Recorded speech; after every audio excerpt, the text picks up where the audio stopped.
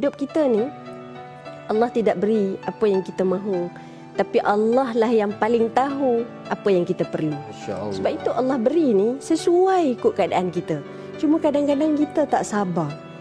Kita rasa kita nak pasangan yang paling baik, kita nak harta yang paling banyak, kita nak anak-anak kita sihat, kita nak keluarga kita bahagia, kita nak perniagaan kita berjaya, kerjaya kita meningkat, kita nak semua yang baik-baik. Sebab apa? Normal dan fitrah manusia inginkan kebaikan.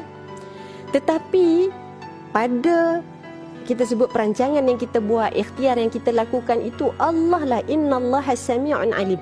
Sebab itu kalau kita perhati dalam Al-Quran, berulang-ulang kali Allah Ta'ala sebut sifat Allah. Kenapa Allah Ta'ala sebut sifat Allah? Bukan sekadar kita mengaji Asma'ul Husna, kita tahu, oh, nama Allah ada, maha mendengar, maha mengetahui, maha melihat. Lebih daripada itu, tuan-tuan dan puan-puan, Allah nak kita belajar. Allah lah yang paling mengetahui. Kadang hati rasa sakitnya, kita nak pasangan kita baik, kita dah buat yang baik, tapi dia balas dengan curang kepada kita. Dia balas dengan tidak setara dengan apa yang kita berikan.